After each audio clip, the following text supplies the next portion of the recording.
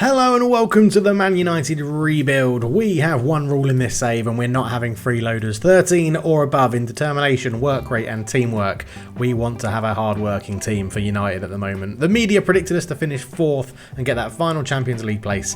Well, the predicted lineup showed a decent starting 11, but we'll be looking to move on Antony, Casemiro and Varane for as much money as possible. I'm sure others will go too, because we've only got £6 million to spend due to some wasteful spending over recent seasons. But who did we manage to sell and did we get any good fees? The first out the door was Scott McTominay on loan to Juventus with a mandatory fee of £17.25 million. Tom Heaton fell upwards with a move to Barcelona. Rafa Varane moved to Al Hilal, pocketing himself £825,000 a week.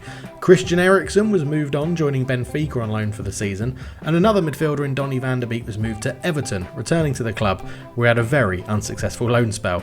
It was Real Madrid that got stuck with Antony, the Brazilian deciding he fancied battling Vinny Jr. for a starting position. Anthony Martial moved down south to join Crystal Palace for £9 million. Jadon Sancho took his lack of determination to Germany and signed on loan with Bayern Munich. Johnny Evans signed for Monaco on loan.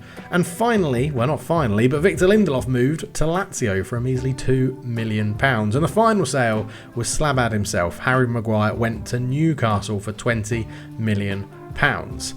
So that's the money coming in. Who did we sign to replace them? First up was David Carmo, joining from Porto for a fee that could and probably will rise to £14.5 million. Bit of a bargain, decent height and a hard worker. Next up we stayed English with Kieran Dewsbury-Hall joining from Leicester City. We bolstered the centre-back spot again, making it 3 out and 2 in, signing Ko Itakara. And then the squad came calling. Senior players such as Fernandes, Martinez and Onana moaned that selling Casemiro was wrong. So we raided Besiktas for Gedson Fernandes, 17 in teamwork, work rate and determination. Not happy with one Casemiro replacement, we also splashed some cash on Amadou Haidara from Red Bull Leipzig. 14 million for the Mali international. And that was all of our signings prior to the season starting. We took the squad to pre-season and it got good results against Galatasaray, Newcastle and West Ham. We got into the Premier League and lined up in a 4-1-3-2 against Wolves. Youth players Hannibal and Mainu started, but David Carmo stepped straight into the starting position in central defence. It wasn't perfect, a dreadful first half by everyone, and it was in the second half that Hwang Hee-chan ran down the left, found some space from a clearance, and he absolutely skinned Dello to square it for Neto.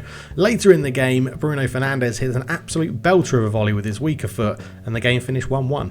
Next up was West Ham and David Moyes. He made a right fool out of me as we travelled to London. The home team ran out 2-1 winners with goals from Bowen and Edson Alvarez. David Carmo opened his account at the back post from a corner to get our sort of consolation goal, but West Ham showed probably not going to be a pushover this year. Fulham were up next and it all clicked into gear. Shaw fed Garnacho, who fired home for the first goal for Man United. Shaw again then found a really great run from Hannibal, who cut the ball back to Garnacho for an easy second for him.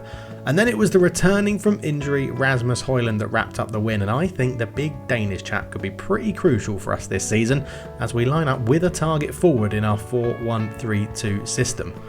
But one win from our first 3 and I went for a forward-thinking reinforcements. Thomas Müller joined from Bayern Munich, and if we win the league or the Champions League, we've got to pay a bit of a big bonus. He promptly injured his hip against Seville. Brilliant. But that was the last of the business in the window. A number of our outs and ins, so not too bad. A quick recap. £80.85 million spent, bringing in 2 centre-backs, an all-action midfielder, 2 holding midfielders and an ageing German. Is that good business? Let me know down below. And outs was £225.25 million with lots of big names leaving.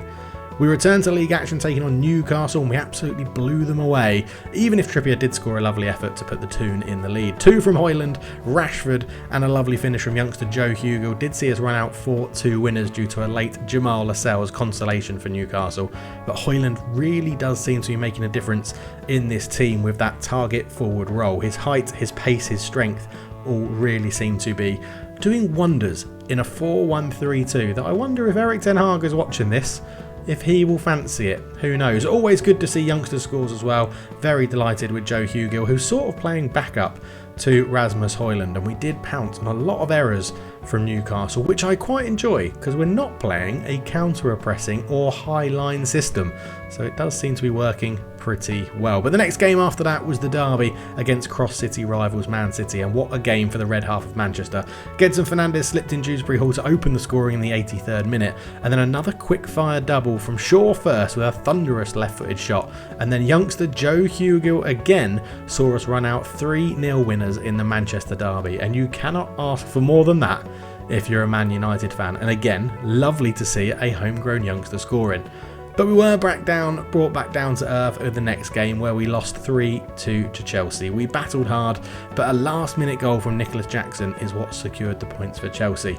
A number of different goals here. Broja scoring from close range was disappointing from a defensive point of view. We did then equalise as Gedson Fernandes put the ball out wide to Dalot, and he fired past Sanchez in goal, and that made it 1-1. A very entertaining game for the neutral though, because Gedson fed it out to Dalot again. He put the ball into the box for Mainu. He cut it square. Garnacho for some reason laid it back, and it was an easy finish for Dewsbury Hall. And then down the other end, Chelsea came forward with Sterling. Sterling cut the ball back into Chilwell. Lavia was there, and Caicedo fired a first-time shot past Onana.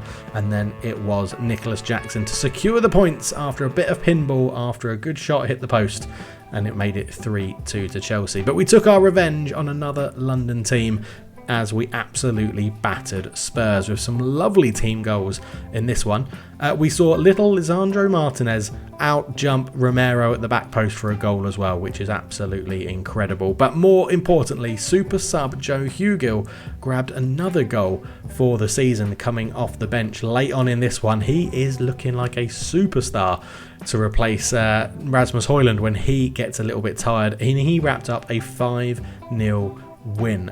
We are looking good from set pieces, we're looking good from open play, and we're generally looking like quite a good team. Lots of pace on the counter attack, and as I said, doing this without counter pressing or a high line sort of makes it even better. So it was a decent first half of the season, lots of wins and a few losses, and a much brighter outlook than after we lost that early game to West Ham. But we do reach the January transfer window, seeing our December in fine form, winning 8 of 9 games. It meant we scooped a number of awards, clean sweeping the Player of the Month award. Højlund just pipped Luke Shaw and Rashford. I was awarded Manager of the Month, and Hannibal scooped the Best Young African Footballer. Højlund was even named European Golden Boy. Not bad. Looking at the table, Man City are flying high, but we beat them, so we must be better than them. And we do currently sit in the final Champions League spot. A look at the player stat shows that Højlund is just about keeping pace with Haaland. Competitions in general, we're looking in good stead right now. We flew through the Champions League group and have drawn Christian Eriksen's Benfica. And the board think we're doing pretty well, even though we're struggling a lot with the club culture stuff. Not signing prima donnas doesn't really fit in with the old board's agenda. But let's see how we get on. That is the end of part 1. And if you'd like to see part 2 in the future, leave a like, subscribe, and let me know.